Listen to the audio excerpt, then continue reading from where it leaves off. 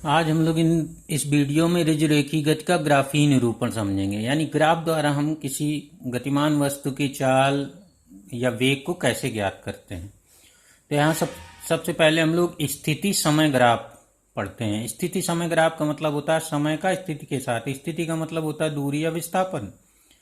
तो अब यहाँ पर y अक्ष पर हम लोग विस्थापन या दूरी ले लेंगे और x अक्ष पर समय t ले लेंगे। तो अब हम दूरी और यक्स, जैसे कि पीछे फलन मैंने बताया था, तो अगर दूरी या विस्थापन समय t का फलन है और उनके बीच अगर हम ग्राफ बनाएं तो t के विभिन्न मानों के लिए विस्थापन ज्ञात करके ग्राफ खींचते हैं। तो इस तरह से वक्र मान लीजिए मुझे मिले। यहाँ पर 3 वक्र बने हुए हैं, कार ए के लिए, कार बी के लिए और कार सी के लिए। तो इस तरह से हम लोग स्थिति समय ग्राफ के वक्र प्राप्त होते हैं। तो यहाँ पर अब हम लोग अगर इस ग्राफ द्वारा इन वक्रों के किसी बिंदु पर खींची गई स्पर्श रेखा की प्रवणता निकालने, अर्थात एक्स अक्ष के साथ, अब यहाँ पर एक्स अक्ष पर टी दिखाया गया है या टी अक्ष के साथ कह लीजिए, अगर टी लिखा हो यहाँ पर, तो वो जो प्रवणता होगी वो इन कारों की चाल या वेग को व्यक्त करेगी। अगर दूरी लिया है तो चाल को व्यक्त करेगी और विस्थापन लिया है तो वेग को व्यक्त करेगी। तो याद रखना, दूरी और समय के बीच खींचे गए ग्राफ में प्राप्त वक्र के किसी बिंदु पर खींची गई स्पर्श रेखा की जो प्रवणता होती है वह चाल या वेग को व्यक्त करती है। अब यहाँ पर चाल या वेग बराबर होता है वक्र की प्रवणता। तो वक्र की प्रवणता माने वही एक्स अक्ष से उसका कोण देखते हैं, या टी अक्ष, अगर उसको हम लोग एक्स की जगह टी लिख देंगे। हालांकि यहाँ पर लिखा गया है एक्स अक्ष पर हम समय टी को दिखाते हैं, तो टी अक्ष भी कह सकते हैं या एक्स अक्ष भी कह सकते हो, कोई दिक्कत नहीं होगी। तो यहाँ पर 2 कार हैं, कार ए है, कार बी है। तो यहाँ पर देखिए कि यहाँ पर जो कार ए एक्स अक्ष से जो कोण बना रही है वो θ2 बना रही है, अधिक कोण बना रही है कार बी की अपेक्षा। कार बी की प्रवणता कम है, इस वाली रेखा की प्रवणता कम है, इसकी ज्यादा है। तो यहाँ पर कार ए की चाल या यहाँ पर विस्थापन केवल लिया गया है तो वेग कहेंगे, तो कार ए का वेग कार बी के वेग से अधिक होगा। तो इस तरह से हम लोग ग्राफ देखकर वेग निकाल लेते हैं। अब यहाँ पर जैसे इस वक्र में देखिए, इस वक्र में ऊपर को वक्र ऐसे बढ़ रहा है, तो यहाँ पर अगर हम किसी बिंदु पर प्रवणता निकालें, इस बिंदु पर फिर इस बिंदु पर, तो प्रवणता बढ़ती जाएगी। तो इसका मतलब है कि कार सी की चाल लगातार बढ़ती हुई है। अब इसकी अगर हम ये वाला वक्र देखें तो यहाँ पर देखते हैं कि आगे जैसे जैसे बिंदुओं पर बढ़ते हुए हम स्पर्श रेखा खींचे तो वह इस यक्ष अक्ष के साथ कम कोण बनाती जाएगी। तो यानी प्रवणता कम हो रही है, अर्थात कार ए की चाल घट रही है।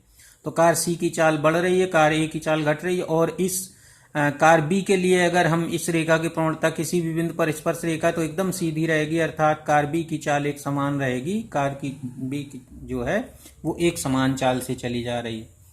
अब यहाँ पर जो कार ए और बी की प्रवणताएं, कार ए की ज्यादा है, कार बी की कम है प्रवणता, तो ए की चाल, ए का वेग अधिक होगा क्योंकि यहाँ विस्थापन लिया गया। अगर यहाँ दूरी ली जाती तो चाल कहते, यहाँ पर विस्थापन और समय के बीच जो संबंध होगा उसको बोला जाएगा वेग। तो यहाँ पर यह आ जाएगा, तो जिसकी प्रवणता ज्यादा उसका वेग ज्यादा। अब यहाँ पर समय विस्थापन ग्राफ फिर से समझिए, समय विस्थापन ग्राफ दिखाया गया है। तो यहाँ पर विस्थापन को y अक्ष पर दिखाया गया है, यहाँ पर समय। तो यहाँ इस तरह का भी ग्राफ मिल सकता है। अब यहाँ पर देखिए समय बढ़ रहा है लेकिन विस्थापन वही का वही है। जैसे यहाँ पर 20 है, यहाँ पर 30 है, तो बीच में 15 हुआ। तो हम आगे बढ़ रहे हैं, टाइम तो बढ़ रहा है लेकिन विस्थापन सेम है। तो जब इस रेखा की अगर हम प्रवणता निकालें तो 0 आएगी क्योंकि ये x अक्ष के समांतर है। और अगर हम x का अक्ष को t मान लें, t अक्ष के, तो t अक्ष के समांतर कहा जाएगा। तो यहाँ पर ये जो रेखा है उसकी प्रवणता 0 मानी जाती है क्योंकि x अक्ष के साथ ये रेखा 0 कोण बनाती है, इसलिए यहाँ पर वेग 0 कहा जाएगा। तो अर्थात वस्तु जो है रुकी हुई है क्योंकि समय बढ़ रहा है लेकिन उसका जो स्थिति है वो नहीं बदल रही, इसलिए ऐसी वस्तुओं को स्थिर अवस्था में कहा जाता है, यानी वेग 0 कहा जाएगा। और अगर हम इसको ds/dt लिखें वेग को, तो 0, क्योंकि v को हम लोग पीछे पढ़े थे कि s का विस्थापन s का समय t के सापेक्ष अवकल गुणांक कहते हैं, तो ये अवकल गुणांक इसका 0 आएगा। अब यहाँ पर देखिए ये विस्थापन है और ये समय है, तो यहाँ पर अगर इस तरह से एकदम एक सीधी रेखा मिल रही है तो इसका मतलब है कि जैसे जैसे समय बढ़ रहा है वैसे वैसे विस्थापन भी बढ़ रहा है, तो वेग एक समान कहा जाता है। और यहाँ पर चूंकि प्रवणता बढ़ती जा रही है, यहाँ पर वेग, ये विस्थापन लगातार बढ़ रहा है समय के साथ, वेग को पॉजिटिव कहा जाएगा। अब यहाँ देखिए समय के साथ यहाँ पर विस्थापन माइनस में जा रहा है, कम होता जा रहा है, तो यहाँ पर भी v एक समान है, क्योंकि यहाँ पर भी सरल रेखा बनी हुई है।